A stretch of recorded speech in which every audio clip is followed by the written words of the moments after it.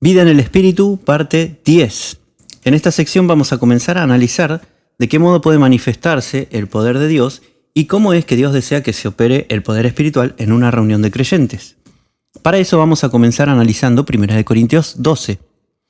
Una de las cosas más importantes a tener en cuenta para comprender este capítulo y los siguientes es que el apóstol Pablo viene hablando ya desde capítulos previos en un contexto de una reunión de cristianos. En el 11:17 vemos que Pablo dijo: pero al anunciaros esto que sigue no os alabo, porque no os congregáis para lo mejor sino para lo peor. Las epístolas escritas a los Corintios tienen como finalidad señalar errores prácticos y corregirlos, y gran parte del libro de 1 Corintios se dedica a corregir errores cometidos dentro de las reuniones de estos creyentes. Si bien en la iglesia de Corintio los creyentes estaban llenos de dones, tal como vemos en 1 Corintios 1:7, entre ellos había rivalidades, división y desorden, como vemos en los versículos que siguen. Ellos estaban ya manifestando el poder de Dios, pero lo hacían de forma desordenada. Así que Pablo acá no les va a dar una clase sobre cómo conectarse con el poder de Dios y usar la manifestación y dones espirituales, sino que hace una corrección sobre cómo usar ordenadamente aquello que ellos ya estaban operando en las reuniones.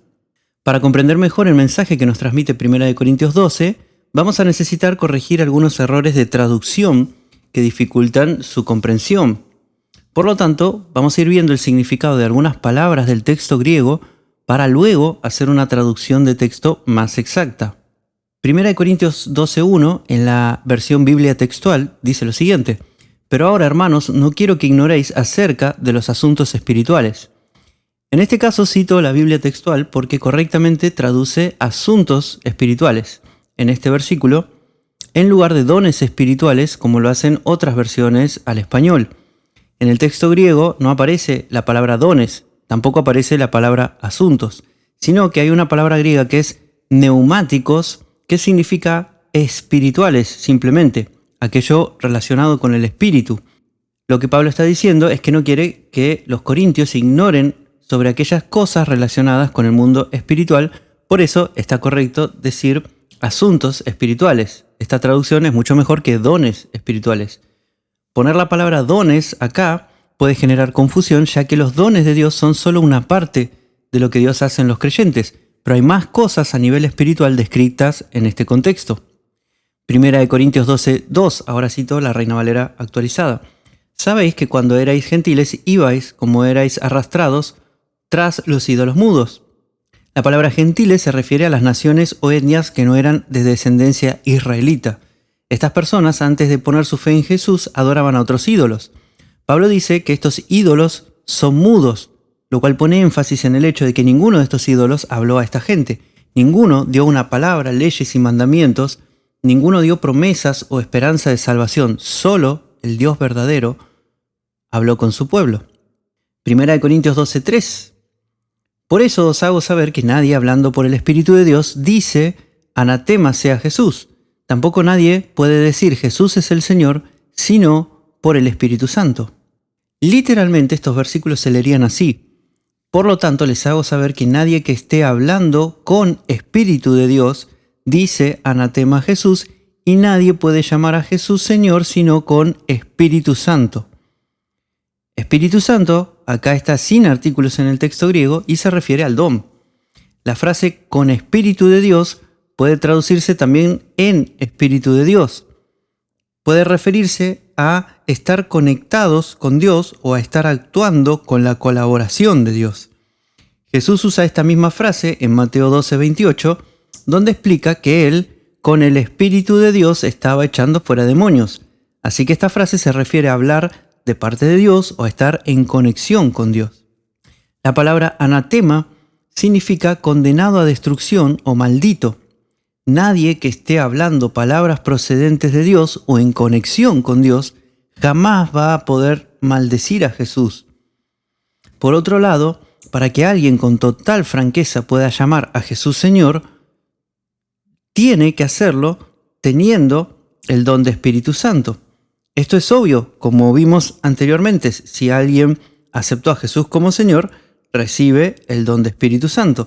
Así que si alguien no tiene el don de Espíritu Santo y dice que Jesús es su Señor, estaría mintiendo, porque si verdaderamente lo considera su Señor de corazón, ya recibió el Espíritu Santo. Primera de Corintios 12:4 nos dice: ahora bien, hay diversidad de dones, pero el Espíritu es el mismo. Hay diversidad de ministerios, pero el Señor es el mismo. También hay diversidad de actividades, pero el mismo Dios es el que realiza todas las cosas en todos. En estos versículos, la palabra griega traducida como diversidad es diairesis. El léxico de Kittel Bromiley explica que hay 5 significados para esta palabra: disolver, distinguir, decidir, distribuir, prorratear. Algunos traductores, como en este caso quien tradujo la Reina Valera actualizada, han optado por el significado de diversidad. Sin embargo, una versión como Concordant Literal Translation acá traduce, obviamente traducido al español, como racionamiento, y la versión Revised English Version opta por el significado de distribución. En este contexto, la palabra distribución, racionamiento o división parece mucho más apropiada, sobre todo teniendo en cuenta lo dicho más adelante, de que cada uno de los creyentes somos miembros de un cuerpo de Cristo y cada uno tenemos una función distinta. La palabra ministerios, en el versículo 5, se refiere a funciones de servicio. La palabra operaciones, en el versículo 6, es en griego energema, que denota el resultado de haber puesto en operación cierta energía. Puede traducirse como operación, actividad. Algunos también la tradujeron como obra divina o como energía. Y la palabra realiza de este mismo versículo, en griego es energeo, que significa energizar o dar energía. Entonces, estos 3 versículos, teniendo en cuenta esto que dije, podríamos traducirlo así: pero hay distribución de diversos dones, pero el Espíritu que los distribuye es el mismo. Y hay distribución de diversas funciones de servicio, y también es el mismo Señor quien los distribuye. Y hay distribución de diversas manifestaciones de la energía de Dios, pero es el mismo Dios quien energiza todas las cosas en todos. En el versículo 4, el Espíritu se refiere a Jesús, y en el versículo 5, el Señor también se refiere a Jesús. De hecho, hay un detalle técnico en el texto griego que refuerza esta idea. En el versículo 4, cuando dice pero el Espíritu, la palabra pero en el griego es de. La misma palabra griega está presente en el versículo 6, cuando se dice pero es el mismo Dios.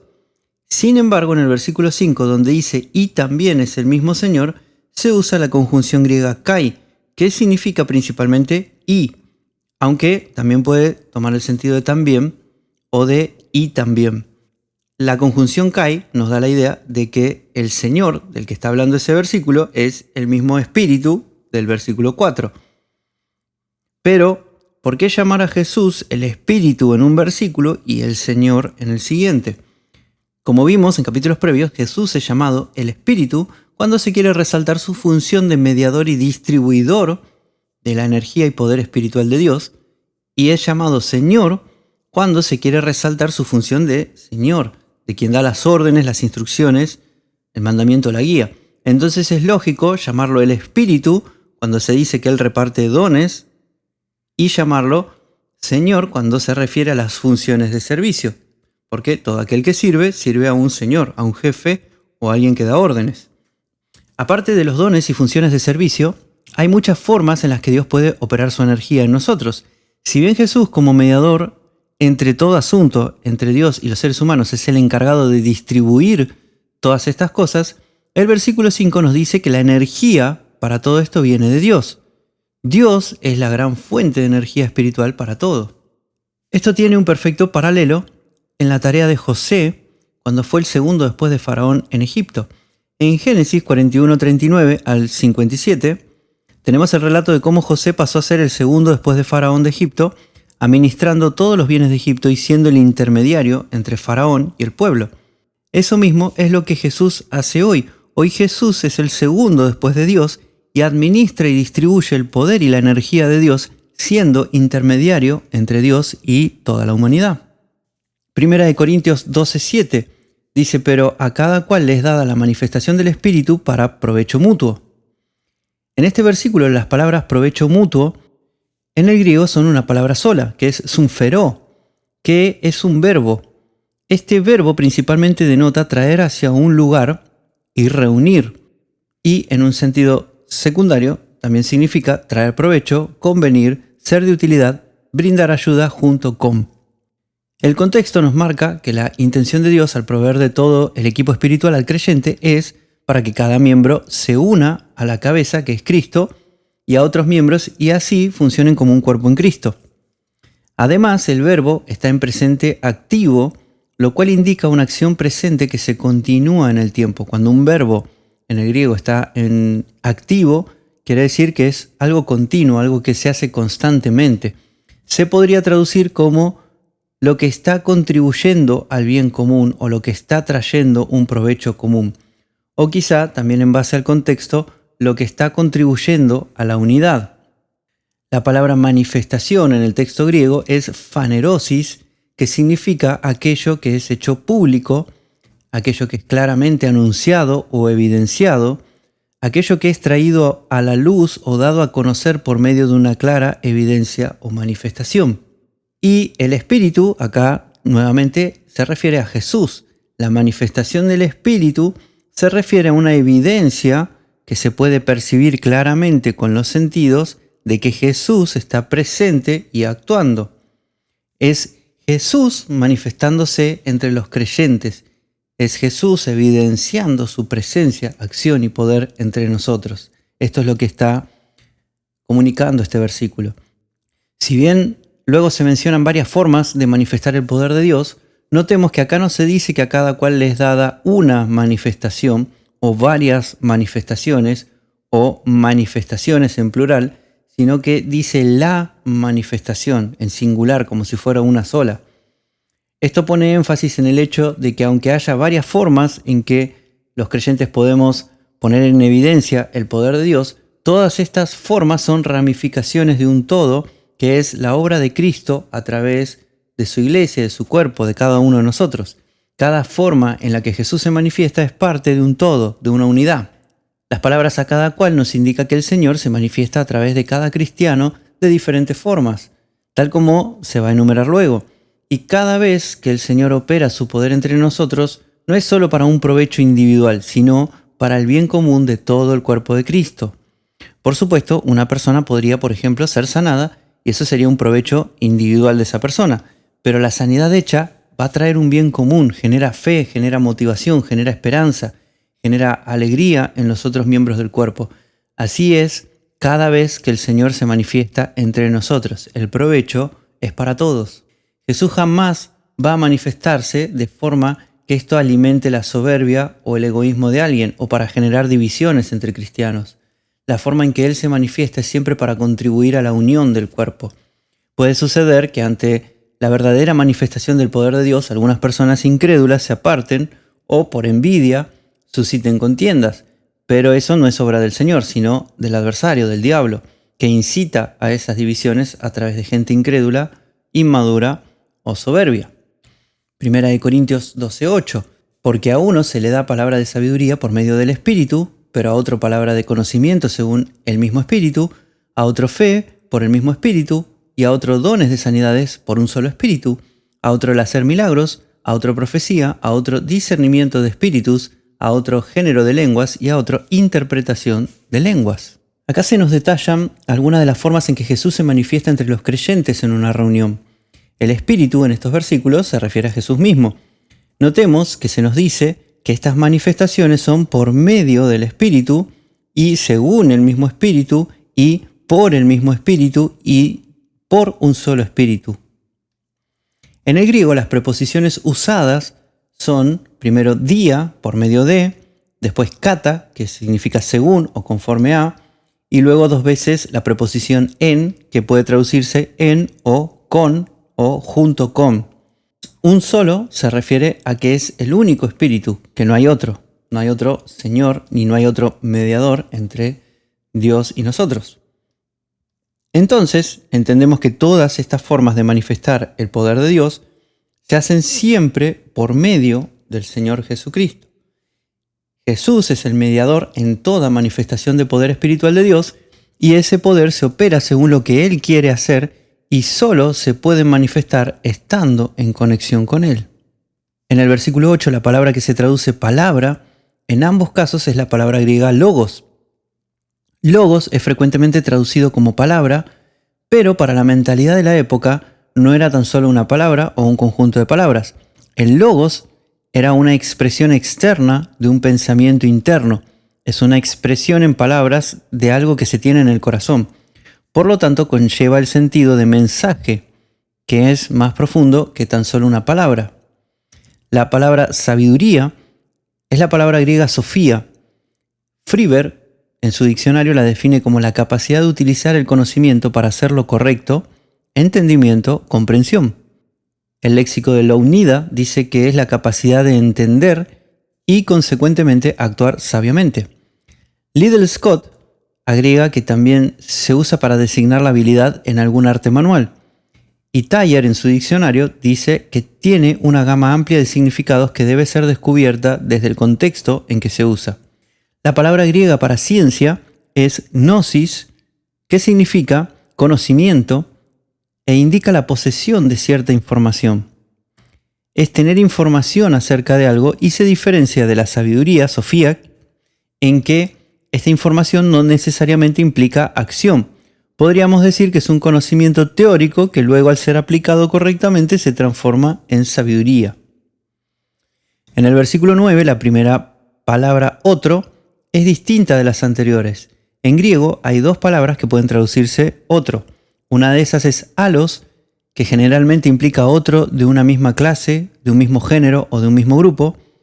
Y la otra palabra es héteros o héteros, que significa otro de distinta clase, de distinto género o distinto grupo.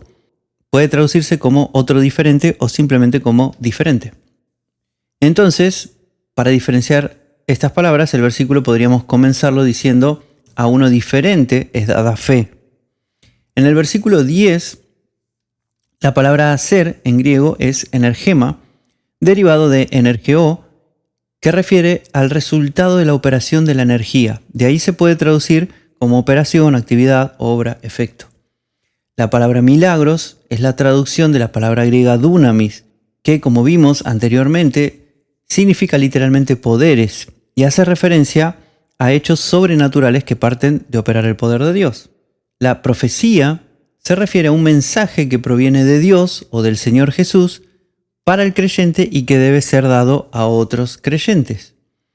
La palabra discernimiento es la palabra griega diacrisis, que en su raíz significa separación e indica una separación en la mente, la capacidad de diferenciar cosas o situaciones para actuar en consecuencia. La palabra otro, que está después de discernimiento de espíritus, es otra vez la palabra griega héteros, que, como vimos, significa uno diferente. Y la palabra géneros en griego es genos, que significa descendencia, género, clase, casta o variedad. En el versículo 11 leemos: pero todas estas cosas las realiza el único y el mismo Espíritu, repartiendo a cada uno en particular como Él designa. En este versículo la palabra hace es en griego energeo, que significa dar energía o energizar. Y la palabra repartiendo es diaireo, relacionada con diairesis, que habíamos visto en los versículos 4 al 6. Además, la palabra designa es la palabra griega boulomai, que expresa una voluntad pensada con un propósito claro. Lo que estos versículos nos están diciendo es que quien decide quién ha de operar este poder y da la energía para hacerlo es el único y el mismo Espíritu, o sea, Jesús. Si bien, como vimos previamente, toda la energía y poder espiritual provienen de Dios, Jesús tiene una estrecha conexión con el Padre, es el mediador entre todo asunto espiritual entre Dios y nosotros. Lo que Dios hace en nosotros, lo hace por medio de Jesús. Así que es Jesús quien decide cómo repartir el poder de Dios, a quién darle ciertos dones, a quién darle funciones de servicio o qué manifestaciones opera a través de quién. Entonces, teniendo en cuenta todo esto que vimos previamente, podemos hacer una traducción de los versículos 7 al 11 de 1 Corintios 12 de la siguiente manera: pero a cada uno le está siendo dada